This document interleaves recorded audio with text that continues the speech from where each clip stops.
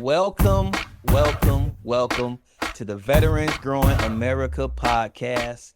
I am here with my illustrious co-host, Donnell Johns. Y'all know me, Coach Rob, and we have an amazing guest today. We have a Marine veteran. He is also the CEO and founder of Sieff Studios. Jesse Sieff, what's going on, sir? How you doing? Rob, Donnell, I'm doing great. Thanks so much for the invite. It's awesome to chat with you guys. A ton of respect for what you're doing with VGA and here on the podcast. I'm delighted to be here. I'm happy that you're here as well. I get an opportunity to know you, so I want my audience to get to know you. Tell us a little bit about your military experience and background.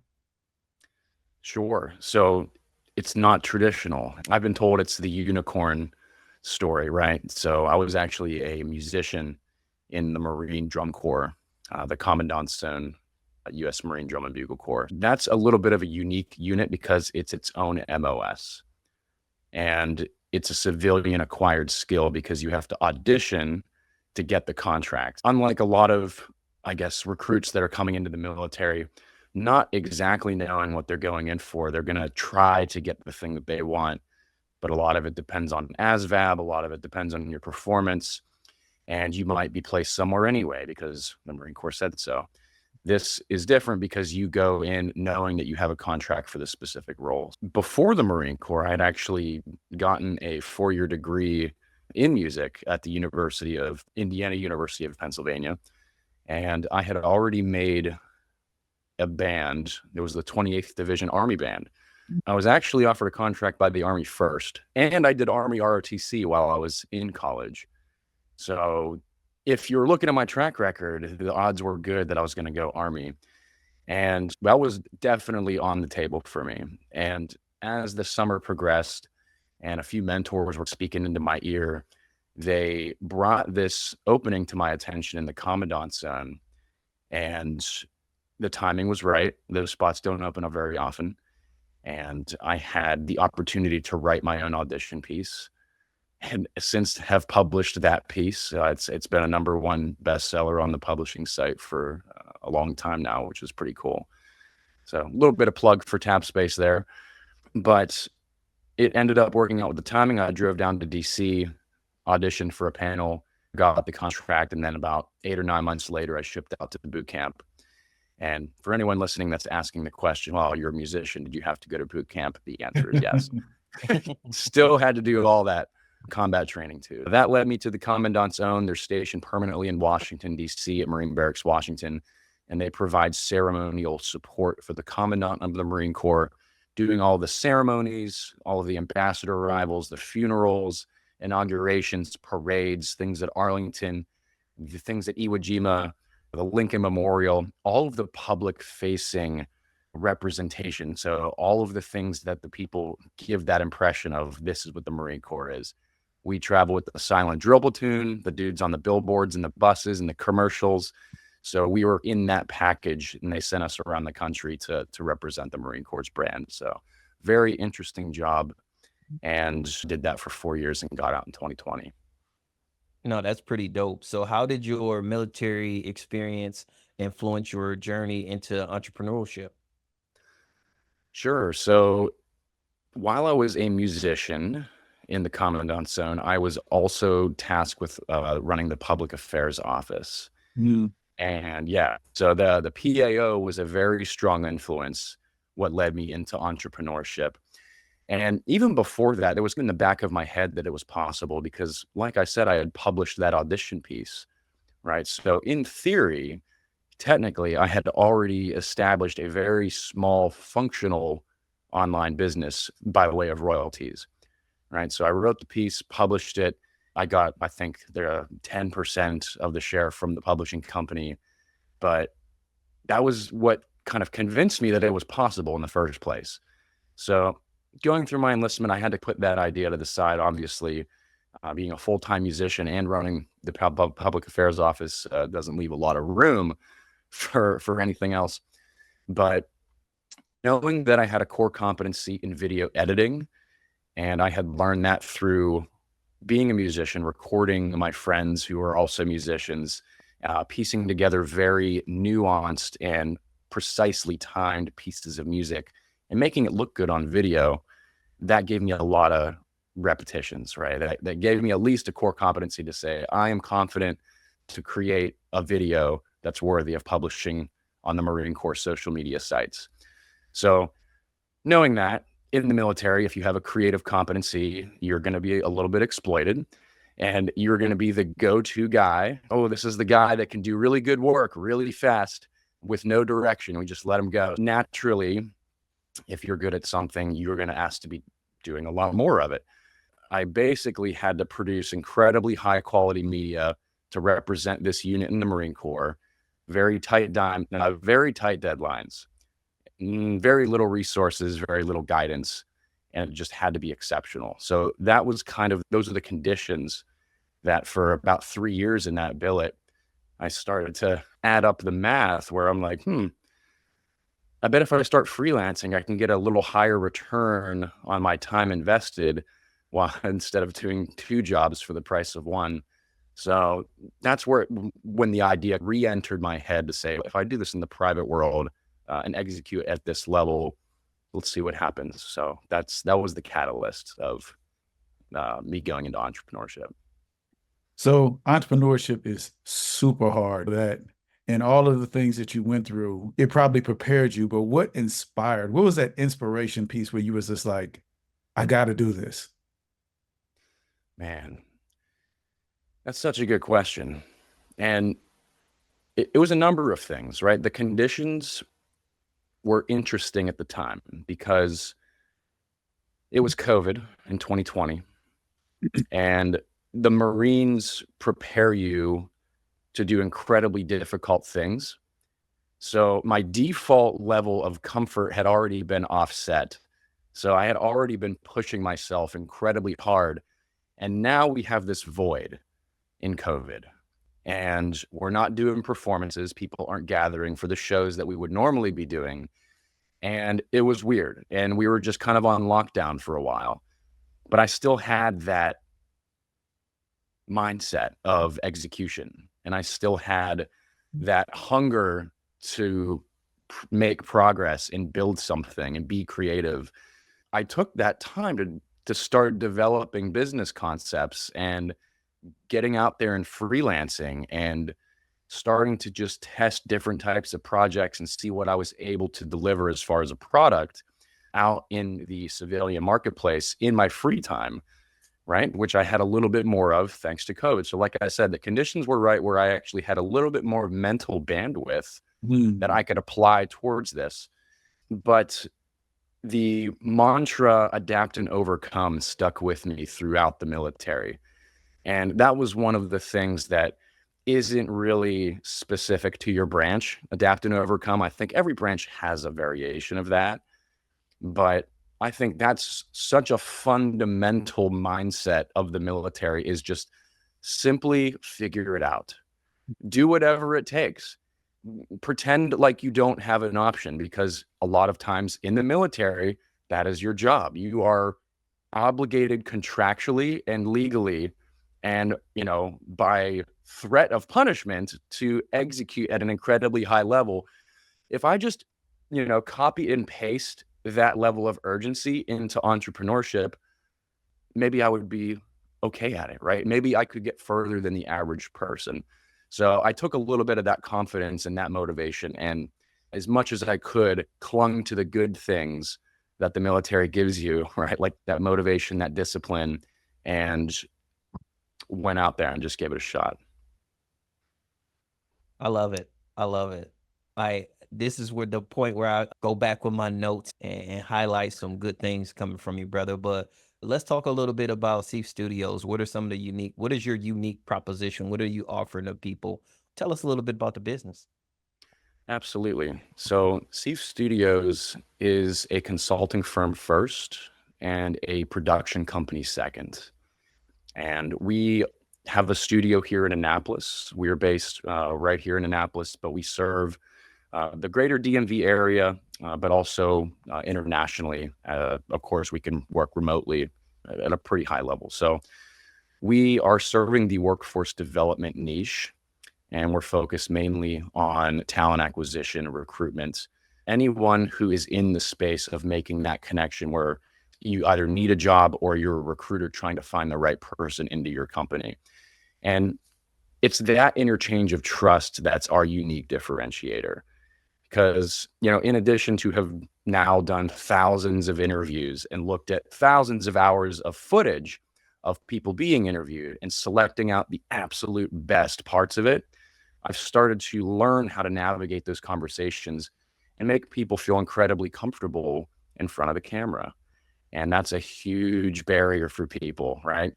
So I'm solving for that imposter syndrome, that fear of speaking.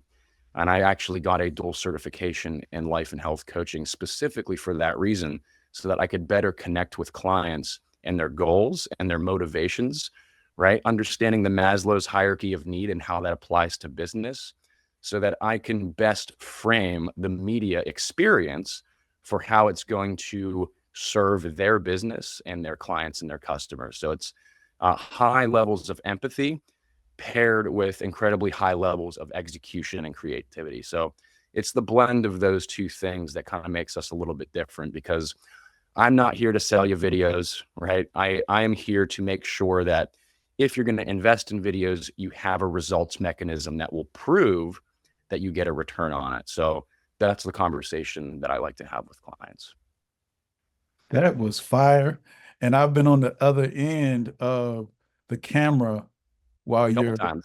yes, a couple of times. And to be honest with you, you made me feel really comfortable to be able to tell my story, because, that camera turned on you and it's crazy.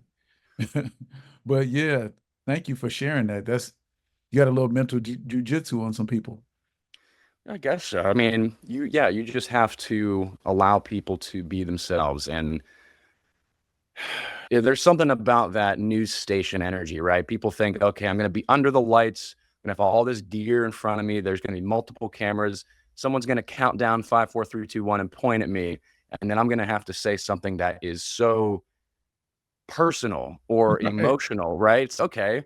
You're not going to have your best. You're not going to be in the best situation to communicate in your most authentic way. So I like to break all those external barriers down so that I can actually have a deeper conversation and let someone open up, because that's what your audience wants, right? They want to see the real you. It's getting down to that human element that I enjoy. No, I love it. So tell me a little bit about your transition from the military and how that supported you into the business world. Yes. So I am also a military spouse, and my wife is still active duty Marines, and she plays the French horn in the President's Zone. So I always was kind of in a unique situation with the transition. One, because of where we were stationed at Marine Barracks, Washington, which is a permanent duty station. And my heart goes out to the vast majority of military spouses out there who don't have that luxury. I didn't have to uproot my everything every couple of years and move around the country and around the world and reestablish my network, reestablish literally everything, my ecosystem. I feel incredibly blessed to have that as an advantage, right? So knowing that I'm going to be around the DC area, kind of planting my roots in Annapolis because of my wife who was staying in, that made it incredibly easy for me to know where to direct my energy, which was building my network here and having strong ties to the unit that I just left, and, understanding the power of networking right from the source. And of course, like, the DC area is geographically an incredibly advantageous place to build a network. Because it's a hub for that, right? It's a major city. It's the capital of the nation, for crying out loud. So I definitely was lucky that geographically, we have DC, we have Northern Virginia, Baltimore, Annapolis. Having access to a lot of major cities made that a little bit more comfortable of a business plan for me, at least, to lean into the network there. And as far as the transition goes, I will say I was planning on staying in quite a bit longer. I was going to do maybe 10, 12 years. and then see where I landed at that point. It was a pivot, right? It was a quick transition. I wasn't ready necessarily to jump right into entrepreneurship. But at the same time, that's probably one of the biggest barriers stopping people from going into entrepreneurship is the feeling of readiness, because I think it's a fallacy. Like, you never feel like you all have all the information. And even if you've done your due diligence and you've done vast amounts of market research, you have a business plan, and you have investors backing you, all that stuff. Like, I didn't have any of that. But I also realized that even if I did, I still wouldn't probably feel ready. Right. So I think it was just going for it and saying, I need to commit everything to this. I have no other choice, like I mentioned earlier. I also had the fortune of still being connected to some of my friends that I had met in the unit there. There were some things that I worked to my advantage, and not to say that it was easy by any stretch of the imagination. Going from a very tight-knit musical unit to complete isolation definitely has its pulls on you, right? I also kind of went through a hard time that first year as I was starting my business because, a lot of things happened in the family. My dad lost his house to a fire, and I was devastated. That was my childhood home, and there's no insurance, no backup plan. I was calling everybody that I knew. All of my energy was going out to fundraising for my dad so that we can kind of sustain him throughout the rest of that year. Meanwhile, I was investing everything I had into education. I felt massively underqualified to be in business. And I still have that narrative in my head is like, you have no business being in business. You just spent the last decade as a musician kind of forsaking that money chasing lifestyle. And I had this image of what a business person was that I didn't like the idea of making that my identity. So it took a lot to get over that. So to compensate, I like to say aggressively educated myself. I was taking online courses. I was doing masterminds. I was reading books, podcasts. At all hours of the day, I was consuming information to make myself feel more qualified for going down this route. Did I overdo it? I probably invested maybe $30,000 in a few years of my own money. No GI Bill, right? This is me paying for selective courses that I knew I wanted.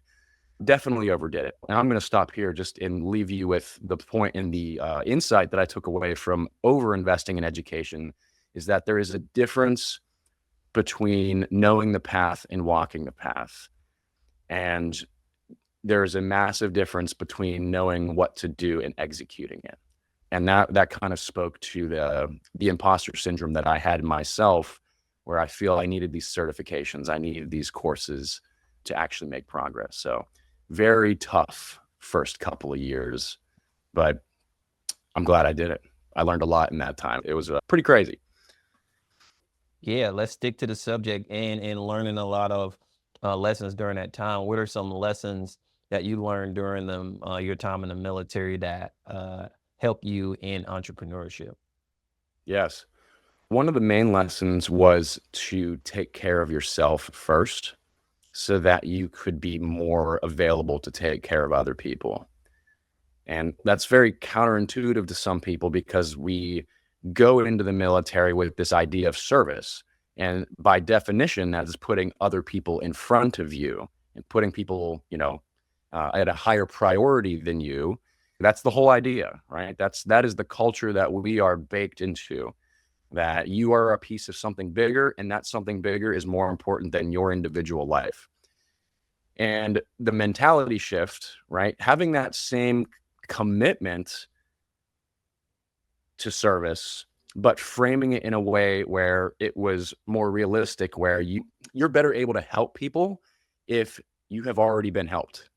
And the best analogy is in the airline industry, where they say, please secure your oxygen mask before attempting to assist others, because you'll be useless at assisting others if you don't have your oxygen mask on. So it's just that fundamental logic that if you're taking care of your body, you're taking care of your mind, you're taking care of your soul, all 7 dynamics of wellness, you are checking in with yourself and being real with what you need and not being shameful that you need something, right? And not being afraid to reach out for help and having the courage to reach out to help. And I think that's another thing that I took away is there's a stigma in the military where it's more manly, more courageous. And it's, you seem tougher if you're just kind of brushing things under the rug, right? Rub some dirt in it. No, don't go to medical. We don't want to have a hole in our drill formation because your knee hurts or something like that. So I'm sure you guys can relate to that. That's definitely an unspoken rule where you don't want to be the problem.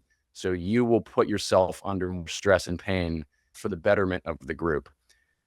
That's a hard thing to shake off, right? It's a hard thing to shake off because it's framed as selfishness, and it's really not, right? It's selfish not to in the real world. So you need to take care of yourself. And if your personal well-being isn't your number one plan, then you need a new plan. That's the biggest takeaway. No, you're absolutely right.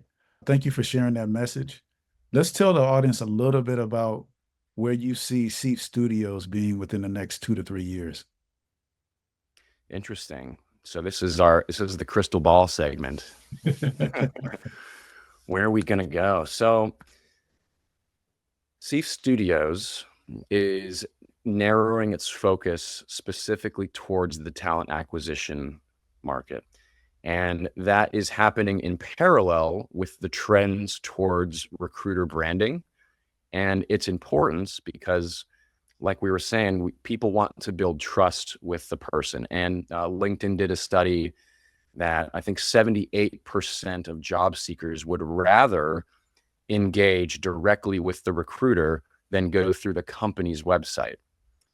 And you get a 30% faster fill rate if you are proactively communicating and nurturing your leads. And all of that is centered around, some people say the personal brand might get a little confusing for someone because that might be the intersection between your personal life and your professional life. So I like to say employer branding. So that's recruiters, that's anyone in talent acquisition. How are you building trust at scale?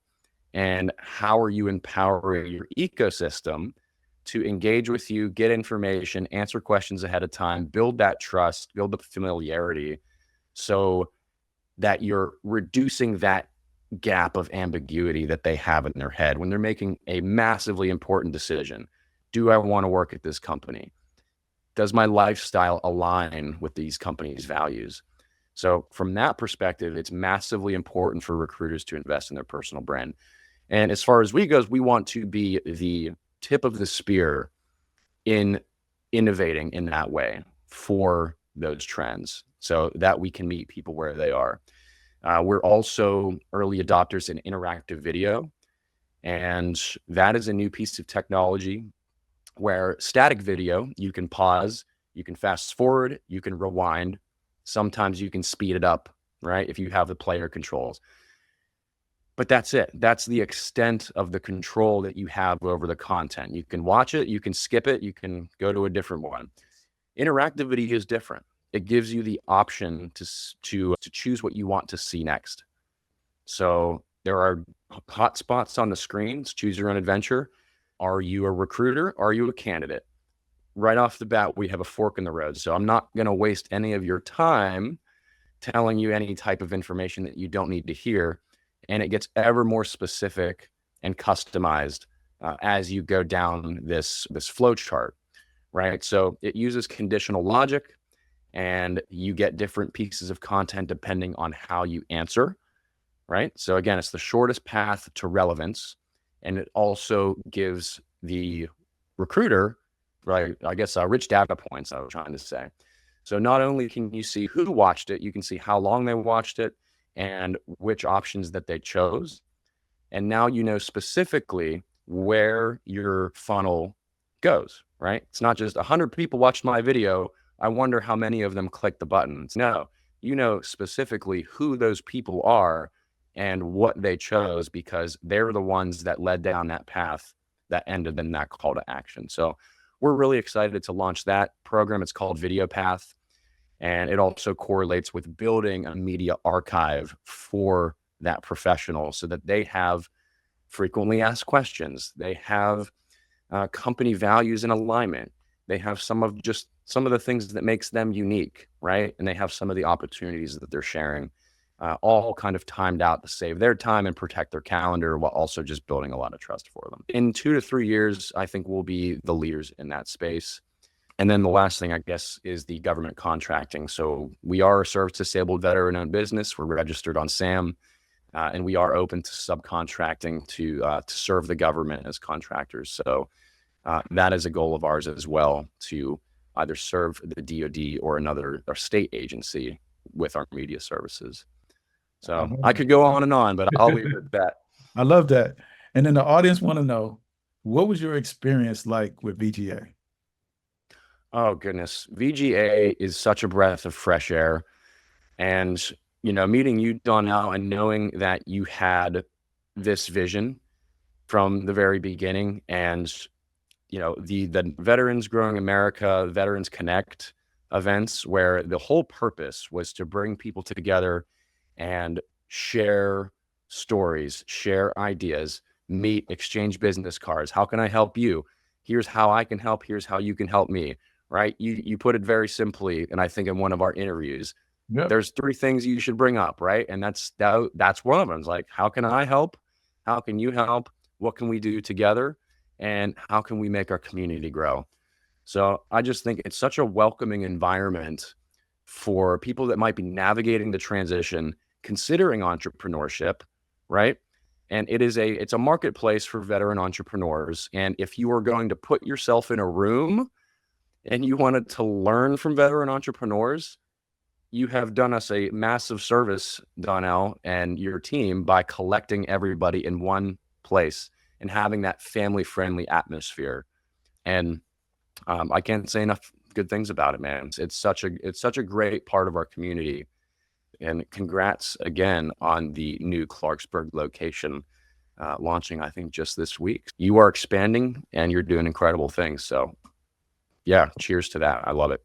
I appreciate you, and I also appreciate the ability to tell the story on our website with the video that you have up there. So those of you that are watching that's never been to veteransgrowingamerica.com, this is the guy that did it.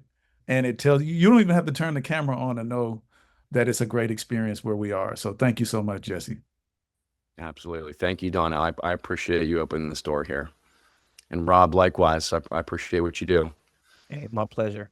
Hey, so before we get out of here, what I want to do is tap the audience into your business. And so how can they get a hold of you and Sieff Studios? Sure. So the best way to connect with me directly is going to be on LinkedIn. And you'll find me, JESSE SIEFF, Jesse Sieff, video strategist, media coach. And if you want to learn more about the business, you can go to sieffstudios.com, and you'll also find a page there on LinkedIn. So just type in Sieff Studios, and it's more than likely that you'll find us. And I want to know if you have any final words for the listeners. Final words for the listeners. If you are listening to this, it's probably because you're either a veteran, military spouse, you're in the military community, and or you're considering entrepreneurship, or you're already an entrepreneur. And I would just leave that message of encouragement to say, wherever you are in your journey, just keep going and know that it's a roller coaster, right? Sometimes you're up, sometimes you're not. And knowing that it keeps moving forward is that internal North Star that you always have to have. So wherever you are listening to this, just keep on trucking forward and you'll find your way out. But yeah, it's been a total delight chatting with you guys tonight. Indeed. Hey, Donnell, let folks know how they can continue to support VGA. Hey, so here's what I need y'all to do. First and foremost, find us on social media, your favorite social media platform, Veterans Growing America. No matter what platform you're on, hit the follow button and then hit the share. Also, you guys can join us and be a member. So if you are a veteran, a military spouse, or a supporter, become a member of our organization, and there are some amazing benefits and resources that you get, and also a community. And then also stop by our stores. We have 2 locations now, one in Woodbridge and the other one in Maryland. And shop, baby. Shop, baby. Hey, Jesse, thank you so much, man. We truly appreciate your time, and we really appreciate the knowledge you dropped on us today, man. Absolutely. I appreciate the invite, guys. Always a delight to talk to you. And yeah, thank you so much. I hope we see each other soon. Indeed, indeed. We are over and out.